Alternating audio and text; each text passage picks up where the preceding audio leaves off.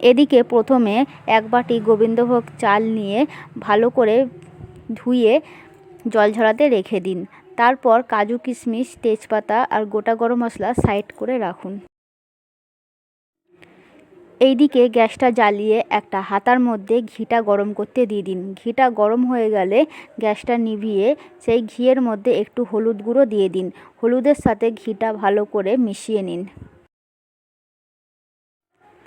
তারপর চালটা শুকনো হয়ে গেলে সেই চালের মধ্যেই হলুদ মেশানো ঘিটা আর আদা বাটা আর গুঁড়ো গরম মশলা দিয়ে ভালো করে মিশিয়ে নিন।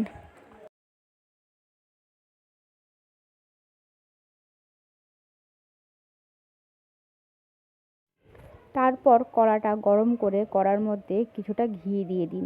ঘিটা গরম হয়ে গেলে তেজপাতা আর গোটা গরম মশলা দিয়ে ভালো করে নেড়ে চেড়ে কাজু বাদামগুলো দিয়ে দিন। কাজু বাদামগুলো একটু ভালো করে নাড়ার পরে কিশমিশগুলো দিয়ে দিন। তারপর দুটোই ভাজা হয়ে গেলে চালটা দিয়ে দিন। চালটাও প্রায় 5 মিনিটের মতন নেড়ে নিন।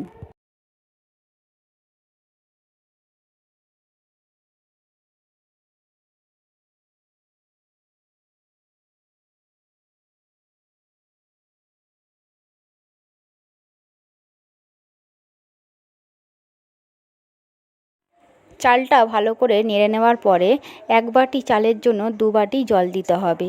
জলটা দেওয়ার পরে স্বাদ মতো নুন আর একটু চিনি দিয়ে ভালো করে ঢাকা দিয়ে 10 মিনিটের জন্য রেখে দিন।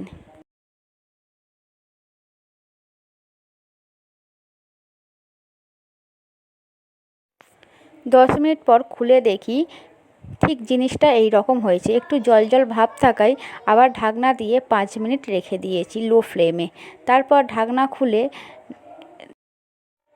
নামিয়ে নিয়ে 10 মিনিট পাখায় রেখে দিয়েছি। ঠিক এরকম ঝরঝরে হয়েছে। চিকেন কষা বা মাটন কষার সাথে পরিবেশন করুন বাসন্তী।